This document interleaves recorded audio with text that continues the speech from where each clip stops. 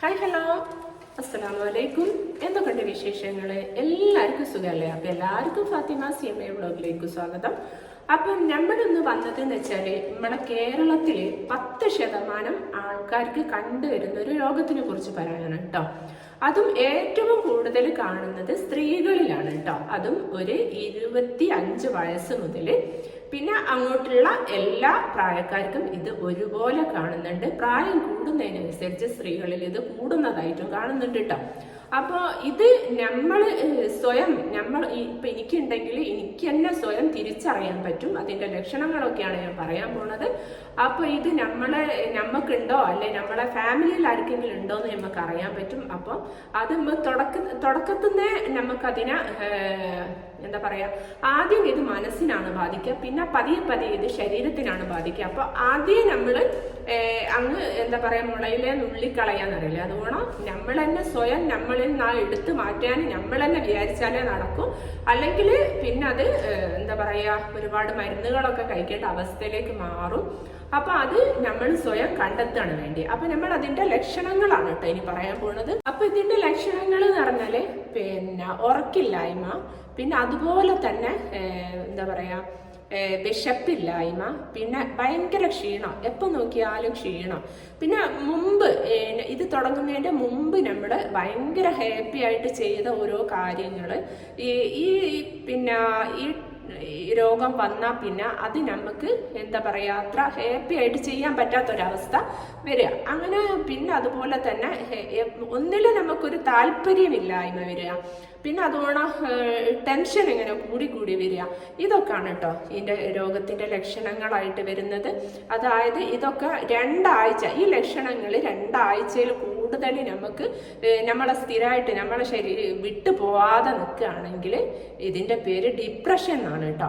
ഈ രോഗം നമുക്ക് വരാനുള്ള പ്രധാന കാരണം എന്ന് വെച്ചാൽ സങ്കടം, ദേഷ്യം. ഇത് നമ്മൾ എന്താ പറയുക നമ്മളെ മനസ്സിൽ നിന്ന് എടുത്തു മാറ്റാണ്ട് നമ്മളിങ്ങനെ കൊണ്ടു നടക്കും. പല സങ്കടങ്ങളും പ്രയാസങ്ങളും പല വിഷമങ്ങളും നമുക്ക് ഉണ്ടാവും. അതൊന്നും മനസ്സിൽ നിന്ന് എന്താ പറയുക നമ്മൾ അത് തന്നെ ചിന്തിച്ചുകൊണ്ട് നിൽക്കുക. അതുപോലെ തന്നെ ഭയങ്കര ദേഷ്യം വരിക. ഈ രണ്ട് സംഭവങ്ങൾ നമ്മൾ ഇങ്ങനെ കൊണ്ടു നടക്കുമ്പോഴാണ് നമുക്ക് ഈ ഡിപ്രഷൻ എന്ന് പറഞ്ഞ രോഗം വരുന്നത്.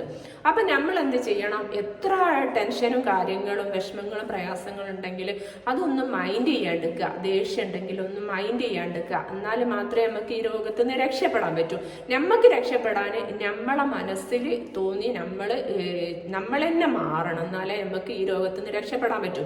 അല്ലാണ്ട് നമ്മൾ എത്ര മരുന്ന് കഴിച്ചോണ്ടോ ഒന്നും നമ്മൾ ചെയ്തുകൊണ്ട് യാതൊരു കാര്യമില്ല കേട്ടോ. മരുന്ന് ഇങ്ങനെ കുറേ കാലം ആദ്യം നമ്മൾ ഡോക്ടറെ കാണിക്കാൻ പോകുമ്പോൾ 1 മാസത്തേക്ക് മരുന്ന് തരും, പിന്നെ 2 മാസത്തേക്ക് തരും. അങ്ങനെ പോവാണ് അത് ചെയ്യുക. നമുക്ക് നിർത്താൻ പറ്റൂല. ടെൻഷൻ്റെ മരുന്ന് കുടിച്ചു കഴിഞ്ഞാൽ നമുക്ക് നിർത്താൻ പറ്റൂല.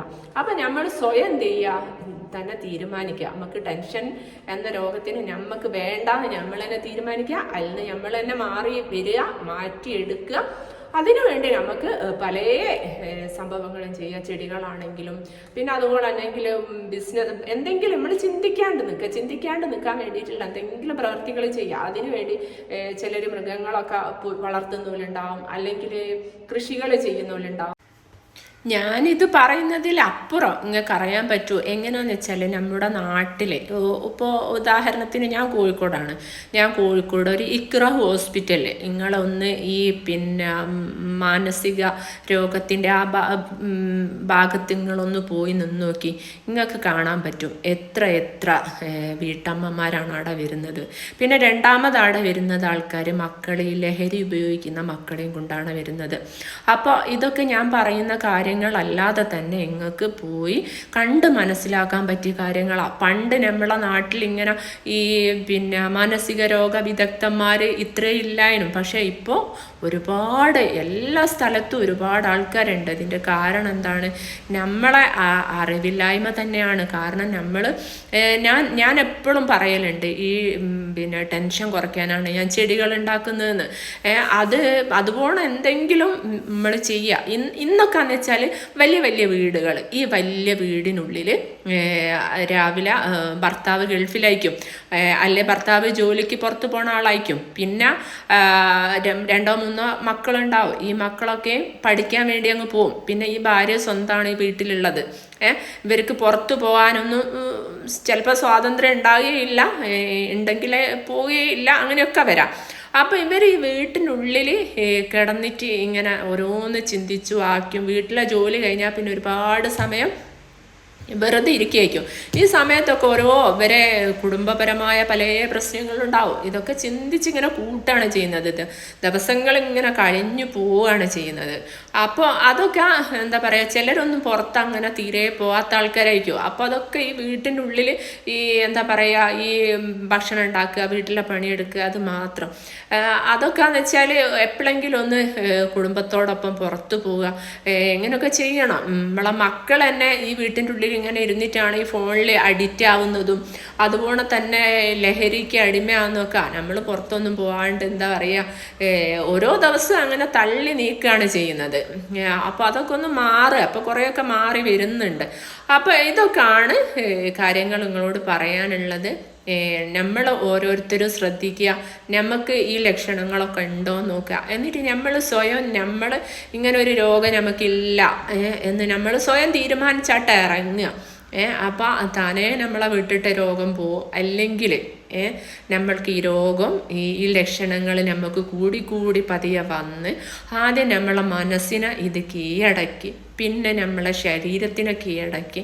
അപ്പം നമ്മൾ പിന്നെ ഇത് ഒരു എന്താ പറയുക, ടെൻഷന് ഡോക്ടറെ കാണിക്കാൻ പോകും. ആ ഡോക്ടർ 1 മാസത്തേക്ക് നമുക്ക് ഗുളിക എഴുതും, പിന്നെ 2 മാസത്തേക്ക് എഴുതും. അങ്ങനെ സ്ഥിരമായിട്ട് നമ്മൾ ഈ ഡോക്ടറെ എന്താ പറയുക, ഒരു പേഷ്യൻ്റായി മാറുകയാണ് ചെയ്യുന്നത്. അപ്പം അതൊക്കെ എല്ലാവരും ശ്രദ്ധിക്കുക. അതുപോലെ തന്നെ എന്തെങ്കിലും ഒരു എന്താ പറയുക, സ്ഥിരമായിട്ടുള്ള എന്തെങ്കിലും ഒരു പ്രവൃത്തി നമ്മൾ ചെയ്യാൻ ശ്രമിക്കുക കേട്ടോ. നമ്മൾ ചിന്തിക്കുമ്പോഴാണ് ഈ രോഗം നമുക്ക് വരുന്നത്. പിന്നെ അതുപോലെ തന്നെ സങ്കടത്തിനിടയിൽ സന്തോഷം വന്നാൽ നമുക്ക് സന്തോഷിക്കാൻ കഴിയില്ല. അതൊക്കെ ഇതിൻ്റെ ലക്ഷണങ്ങൾ തന്നെയാണ് കേട്ടോ വരുന്നത്. ഈ പിന്നെ ദേഷ്യവും സങ്കടവും നമ്മളിങ്ങനെ മനസ്സിലിങ്ങനെ കൊണ്ട് നടന്ന് എന്താ പറയുക, അത് ഇങ്ങനെ മനസ്സിൽ നിന്ന് ഒഴിവാക്കാണ്ട് ഇങ്ങനെ കൊണ്ട് നടക്കുമ്പോഴാണ് ഈ ഡിപ്രഷനായിട്ട് മാറുന്നത്. അപ്പോൾ അതൊക്കെ നമ്മൾ ശ്രദ്ധിക്കുക. നമ്മളെ വീട്ടിലെ അമ്മമാർ, ചേച്ചിമാർ, അതുപോലെ ഉമ്മമാർ, അപ്പോൾ ഇവരിലൊക്കെ ഉണ്ടോ എന്നുള്ളതും നമുക്ക് അറിയാൻ പറ്റും കേട്ടോ. എന്താ ചെയ്യാന്ന് വെച്ചാൽ ഇവർ ഈ ഡിപ്രഷൻ വന്ന ആളുകൾക്ക് അവർക്ക് ഭക്ഷണം കഴിക്കാൻ വേണ്ട, അതുകൊണ്ട് ഉറക്കുണ്ടാവില്ല. പിന്നെ അതുപോലെ തന്നെ ഒരെപ്പോഴും ഇങ്ങനെ തളർന്ന് കിടക്കുന്ന മാതിരി നമുക്ക് തോന്നുക. അവർക്കൊന്നിലും ഒരു താല്പര്യം ഉണ്ടാവില്ല, ഒരു വിഷയത്തിലും താല്പര്യം ഉണ്ടാവില്ല. അതൊക്കെ നമ്മൾ ശ്രദ്ധിച്ചാൽ നമുക്ക് എന്താ പറയുക, തുടക്കത്തിലെ മാറ്റിയെടുക്കാൻ കഴിയും. ഇന്ന് ഏറ്റവും വിഷമമുള്ള കാര്യം എന്ന് വെച്ചാൽ ഒരുപാട് ഈ മാനസിക രോഗികൾ കൂടി വരുന്നത്. മാനസിക രോഗം എന്ന് വെച്ചാൽ എന്താ, ഈ ടെൻഷൻ കൂടുന്നതാണ് മാനസിക രോഗം. അപ്പോൾ അതിന് ഗുളിക കുടിക്കുന്ന ആൾക്കാർ ഒരുപാട്, എൻ്റെ അറിവിൽ തന്നെ ഒരുപാട് ആൾക്കാരുണ്ട്. അപ്പോൾ നമ്മൾ എന്ത് ചെയ്യുക, ഈ ടെൻഷന് ആദ്യമേ നമ്മൾ തന്നെ സ്വയം തീരുമാനിച്ചാൽ ഇത് മാറ്റിയെടുക്കാൻ പറ്റുമെന്ന് ഞാൻ നേരത്തെ പറഞ്ഞു. അതുപോലെ തന്നെ നമ്മൾ തന്നെ മാറ്റിയെടുക്കാൻ ശ്രമിക്കുക, മാറി വരാൻ ശ്രമിക്കുക കേട്ടോ. അപ്പം ഞാൻ പറഞ്ഞല്ലോ, ദേഷ്യവും സങ്കടവും നമ്മളിങ്ങനെ കൊണ്ട് നടന്നാലാണ് പ്രശ്നം വരുന്നത്. അപ്പം അത് നമ്മൾ എടുത്ത് മാറ്റിനെ വേണം, ഒരു രക്ഷയില്ല കേട്ടോ. അപ്പോൾ നമുക്ക് രക്ഷപ്പെടാൻ പറ്റും. അപ്പോൾ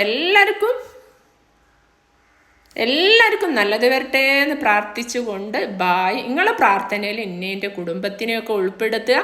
അതുപോലെ തന്നെ എന്താ പറയുക, നമ്മളെ മനസ്സ് നന്നാക്കാൻ ശ്രമിക്കുക കേട്ടോ. ആരോടും വെറുപ്പും ദേഷ്യവും ഒന്നും ഇല്ലാത്തൊരു രൂപത്തിൽ നമുക്ക് ജീവിക്കാൻ പടച്ചോന്